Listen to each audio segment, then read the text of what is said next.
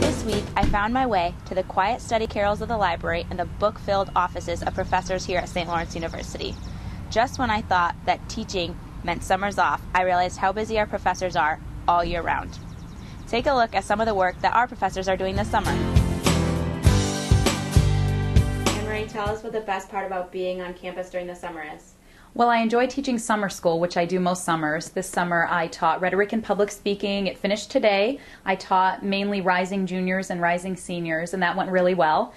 And also, summer gives me the opportunity to focus on projects that I don't have dedicated time to focus on during the busy fall and spring semesters. What are some of these projects that you're working on? Well, I'm working on an article with a colleague at SUNY Potsdam about using theater to address racism on predominantly white campuses, and a little more generally about the role of theater in multicultural education. And I'll also be gearing up now for a conference in August in New York City. It's the Association of Theater and Higher Education Conference, where I will be presenting with SLU colleagues Tracy Fordham-Hernandez and Yvette Hornsby Minor, and I'll also be acting in a staged reading at the conference. Of all of these projects, are there any that involve students and theater? Yes, actually, after the conference, I will be gearing up for our fall production on campus. It's black comedy, and it will run during family weekend. And I'm bringing students back a little early in August to work on that production because we'll have a shorter rehearsal period than normal. And then after that, I'll be gearing up for a project that actually doesn't involve students. During my pre-tenure sabbatical, I will be directing a production at Pendragon Theater in Saranac Lake. So that'll be a different kind of theater work because I'll be working with theater professionals. Tell us what your responsibilities are during the school year and what you're working on this summer. So I'm a professor in the history department, and I teach courses in modern European history. Especially I focus on Germany, teach a course on the Holocaust, teach a course on genocide. I taught for 6 years in the FYP, but I'm not teaching FYP anymore. And I'm coordinator of European studies. So what are some of the things you're working on this summer? So this summer I'm working on a few articles that I'm trying to submit to journals. One is based on work. I went to a conference last summer in Helsinki, Finland, and out of that conference paper I'm writing an article that I'm submitting to a journal. I just sent that off a couple weeks ago. And I'm now working on a second article that comes out of my book project, but it's material that I was not using in the book, so I'm writing that up into an article, and I hope to submit that next week. And then I'm going to write another article, if possible, by the end of the summer and submit those. How will these things that you're working on relate in your classroom experiences? Well, in a specific sense, the topics that I'm working on are not things that I teach on directly, but in general, they're all on late 19th, early 20th century European history, things that I'm interested in. So just by reading the background information I need for those, and just by keeping up with the scholarship that relates to the articles, that helps infuse the kinds of topics that I teach in my classes. I'm always updating my lectures and the focus of what I talk about. So as I do my own scholarship, it keeps me aware of the current trends in history so that I'm writing and rewriting my lectures based on new material and things that are out there, and I'm getting ideas for images to show in class, sometimes from my own research. So it's not directly related. I won't actually teach about any of the things that I'm writing on specifically, but they keep me involved as a scholar, and so that my teaching stays fresh and current. Tell us what you're working on this summer. Okay, this summer I am working on a group of colored band paintings on aluminum, and for about the last 15 years I've been working on reductive, minimal, abstract paintings. That's kind of the type of work that I do, and I am preparing for a sabbatical this fall, and I'm really excited to have the chance to just focus on my work, which will be really different than a regular semester where there's all these things going on and your attention is kind of drawn to all these different places. And so in the sabbatical, I'm really going to focus on my painting, and I'm excited about that. So this summer, I'm getting my aluminum panels that I paint on all prepared, and I'm doing works on paper and trying different color combinations, and I'm just excited to work on my paintings this summer. This summer, the main thing that I'm working on is following up on a research project that a student started a little over a year and a half ago.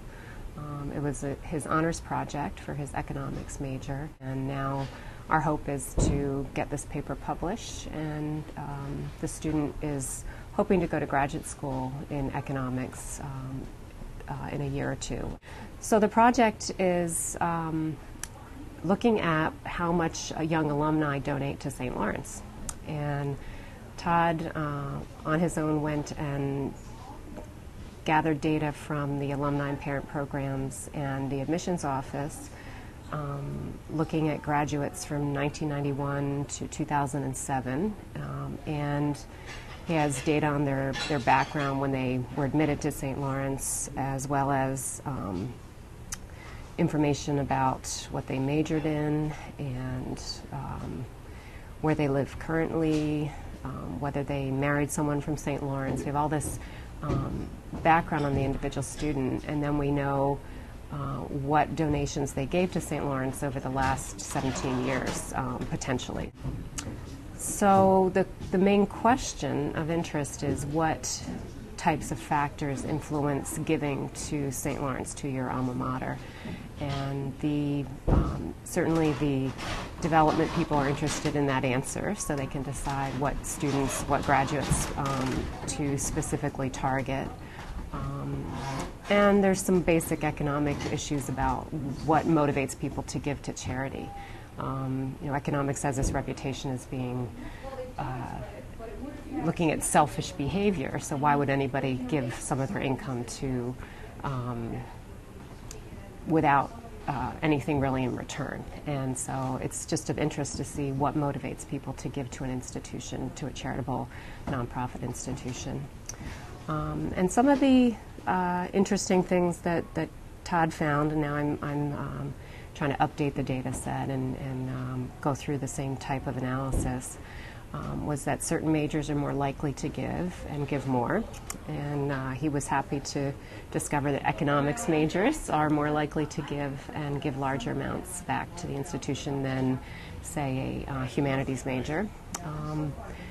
Part of that reason may be that economics majors tend to end up in higher earning jobs, and so they can better afford perhaps to give back to the institution.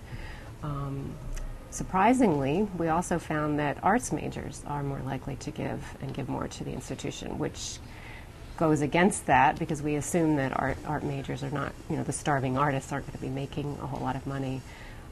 We think part of that may be that some of our arts majors come from a wealthier family background, and so they have perhaps fewer student loans to repay, or they come from a family whose culture is to give back to institutions. So that's in terms of the major. Some of the other interesting things that we discovered, that being a member of a Greek organization makes you more likely to give. Studying abroad has a very big effect. And then there's family connections that also make people give back more to the institution. So if you had a parent that graduated from St. Lawrence, or you have a sibling that attends St. Lawrence, those are some of the factors that make you more likely to give to the institution. So it's the connectiveness to the institution that positive feeling that you get because you had a great time studying abroad, or that you appreciate that you had that experience and you want other students to have that experience as well.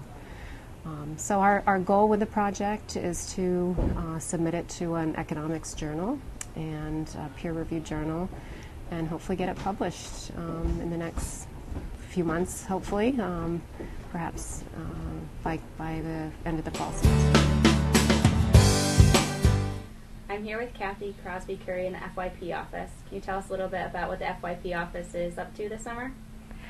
Well, the summer in the FYP office isn't like summer anyplace else on campus, because it's actually one of the busiest times of the year for us.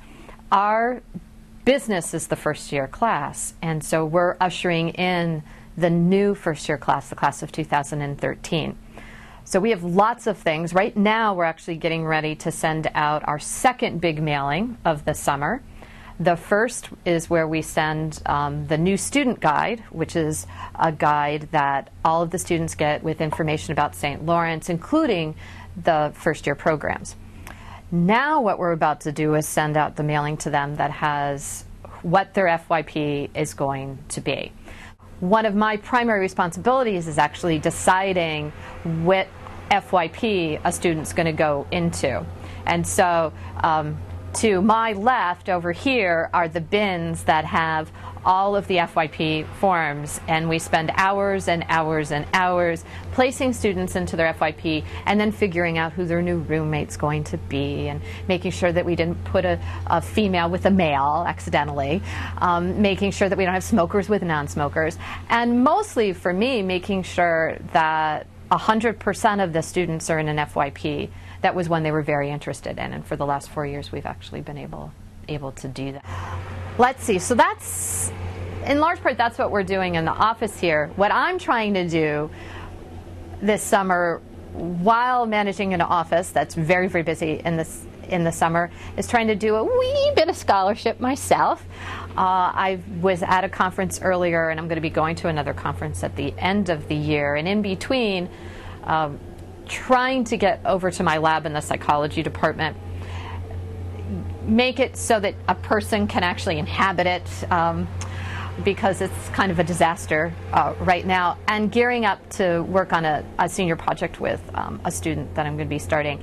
I'm also submitting my student from last year, her senior project, to a conference for this coming year.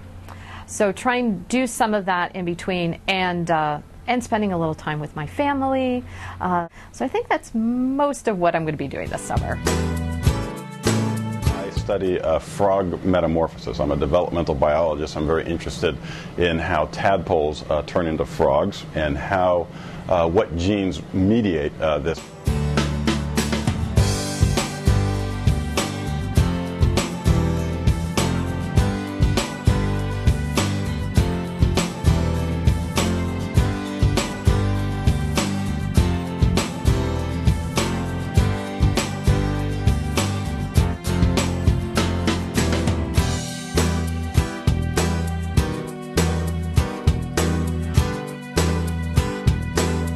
And the most amazing thing about metamorphosis is that not only do all of these organs change and develop in a very brief period of time, but these are all regulated by one single molecule, and that is a molecule we all make, thyroid hormone.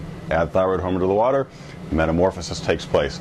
Take thyroid hormone away, the tadpole will develop into a humongous tadpole that never metamorphoses. So the organism that we work with in my lab is called the African clawed frog.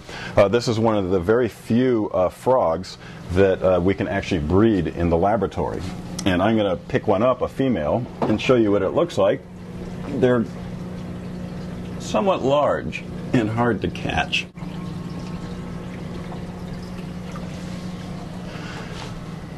So this is how we hold a female. And these animals are very interesting because unlike the typical frog that you may be familiar with, these never leave the water. They are completely aquatic. So I'm going to put one in a bucket so you can see what they look like. But they can't hop. They cannot hop. They can only swim. So they do undergo metamorphosis, but they never ever leave the water. So I'm going to put this very angry female back in the tank.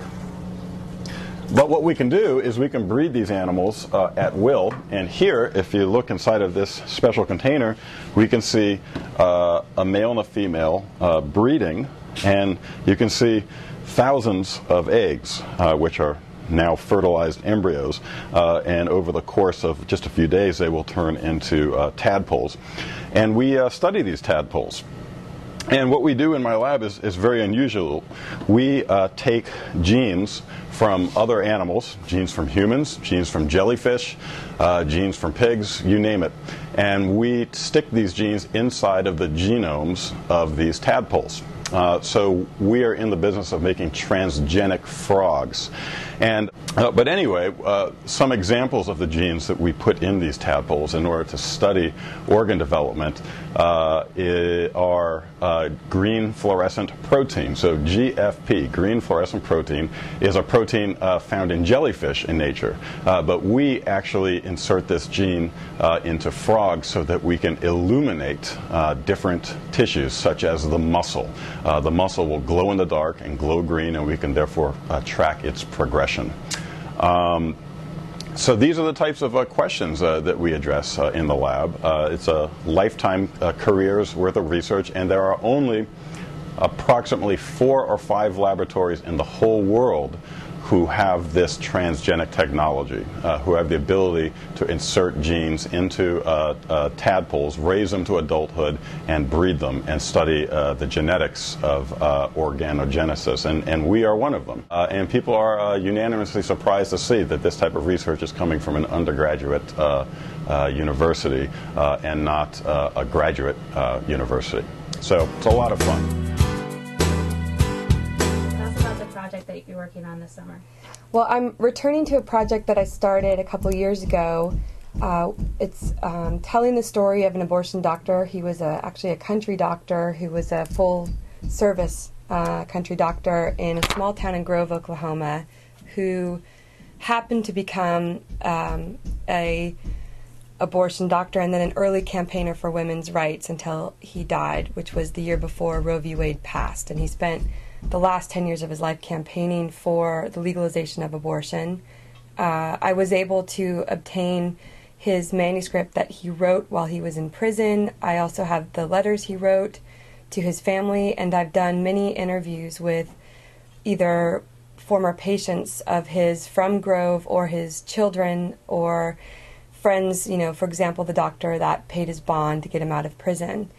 So we're hoping to get all this up on a website here, put it in the public domain, the interviews, the documents that I have, and then I'm hoping to further find students to work with me on this project next summer to, you know, either write some articles or do further work on the website. So that's what I'm doing. It's great to have professors who are so passionate about their work and in turn make students more excited. I could have spent the entire day with those African clawed frogs. And it's important to note that this is just a handful of all of the professors doing their research and their work this summer. They definitely have their hands full, but they're always willing to talk. At St. Lawrence University, I'm Chelsea Nuffer.